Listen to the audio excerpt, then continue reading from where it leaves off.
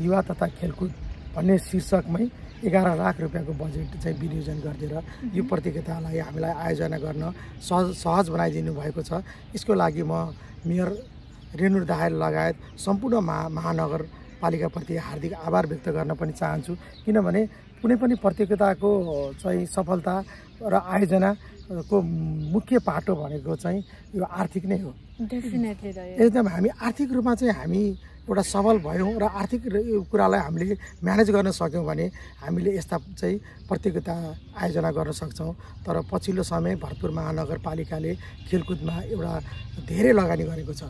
यसमा चाहिँ हामीले 2078 सालमा मेयरकै रेणु दाहालकै पहलमा राष्ट्रिय महिला लिग चाहिँ चितवनमा गर्न सफल भएका छौँ। त्यसको पहिलो चरणको खेलहरू, त्यस्तै आज यो प्रतियोगिता जुन नेसनल वुमेन फुटबल टुर्नामेन्ट यो भइरहेको छ, यो पनि महानगरकै एउटा आर्थिक सहयोगमा मुख्य प्रबन्धनमा भइरहेको छ।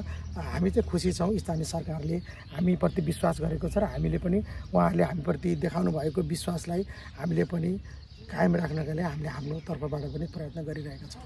पछिल्लो समय होइन रेणु दाहालको निकै नै चर्चा सुनिन्छ। भरतपुर महानगरपालिकाको जो मेयर हुनुहुन्छ होइन, उहाँले चाहिँ आफ्नो क्षेत्रलाई विकास निर्माणको कामदेखि लिएर भर्खरै मात्र अब 6वटा नगरपालिका मध्येमा उत्कृष्ट नगरपालिका पनि बनिएको छ होइन। उहाँको कामलाई लिएर चाहिँ तपाईँहरू खुसी नै हुनुहुन्छ? एकदम। खेलकुद क्षेत्रलाई पनि उहाँहरूले चाहिँ योजना बनाएर अगाडि बढिराख्नु भएको छ। अब हजुर आज चितवनमा आउँदै गर्दाखेरि र पहिला आउँदै गर्दाखेरि त्यो मेरो शब्दमा भन्दा पनि यदि तपाईँले भरतपुर चितवन आउनु भएको थियो भने आज तपाईँ फेरि पनि चितवन आउँदै गर्दा तपाईँले त्यसको भिन्नता पक्कै पाउनुभयो। डेफिनेटली एकदम फराकिला बाटाहरू, एउटा अब एउटा सुविधा सम्पन्न हरेक ठाउँमा हामी चाहिँ एउटा टाइममा पुग्न सक्ने किसिमका बाटाघाटाहरू अहिले बनिसकेका छन्।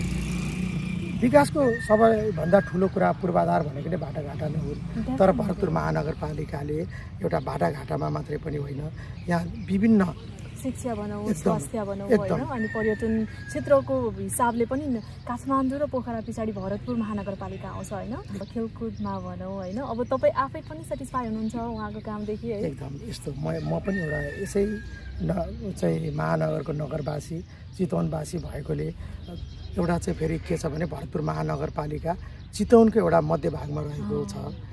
चितवन भरतपुर महानगरपालिकाको विकाससँगै अरू पालिकाहरूको पनि विकास जोडिएको छ। जस्तै यहाँ पर्यटकको हिसाबले हामीसँग चाहिँ रत्ननगरमा रहेका सौरादेखि लिएर चाहिँ माडीका विभिन्न ठाउँहरू हुँदै यता कालिका नगरपालिकामा रहेका विभिन्न पर्यटकीय ठाउँहरूको लागि पनि मेन भरतपुर महानगरपालिका नै एउटा मुटुमा रहेको हुँदाखेरि यसको सुविधा सम्पन्न हामीले जति दिन सक्छौँ, हामीले यहाँ आउने पर्यटकदेखि लिएर हरेक मानिसलाई त्यो अनुसारको एउटा चाहिँ आनन्द पनि दिन सक्छौँ भन्ने मेरो बुझाइ हो। तर के छ भने पछिल्लो समय भरतपुर महानगरपालिकाको जुन एउटा लामो समयपछि भन्नुपर्छ, एउटा चाहिँ हाम्रो अभिभावकको रूपमा चाहिँ आदरणीय दिदी अब मेयर रेणु दाहाल हुनुहुन्छ। उहाँ विकासमा मात्रै होइन खेलकुदलाई पनि माया गर्नुहुन्छ भन्दाखेरि यो चाहिँ फरक नपर्ने शब्द हो। किनभने उहाँकै पहलमा अहिले गौतम बुद्ध अन्तर्राष्ट्रिय क्रिकेट रङ्गशाला जुन निर्माण छ त्यो पनि अब चाहिँ लगभग बन्ने अवस्थामा छ। उहाँले फुटबललाई मात्रै होइन हरेक किसिमका खेलकुदलाई एउटा चाहिँ भरतपुर महानगरपालिकालाई एउटा खेलकुदको हबको रूपमा पनि लैजाने उहाँको चाहिँ लक्ष्य अनुसार उहाँले काम गरिरहनु भएको छ। हामीलाई पनि धेरै विश्वास गरिरहनु भएको छ। हामीलाई गरेको विश्वासलाई हामीले मर्न दिने छैनौँ भनेर पनि हामीले पनि यो प्रतियोगितालाई चितवन जिल्ला फुटबल सङ्घले एउटा आफ्नो उसको रूपमा लिएको छ, एउटा प्रतिष्ठाको रूपमा लिएको छ। यसमा आउने खेलाडीहरूलाई पनि एउटा आज चितवनमा आएर खेल्दै गर्दा पक्कै पनि हामीले अरू ठाउँमा खेलेको भन्दा चितवनमा खेलेको र हाम्रो चितवनको बसाइ राम्रै भयो भन्ने हामीले चाहिँ पार्नुपर्ने छ। त्यसको लागि तपाईँ पनि आज जोडिनु भयो, त्यसको लागि तपाईँलाई पनि स्वागत गर्न चाहन्छु। थ्याङ्क यू सो मच भाइ। अझै हामी कुरा गर्नेछौँ।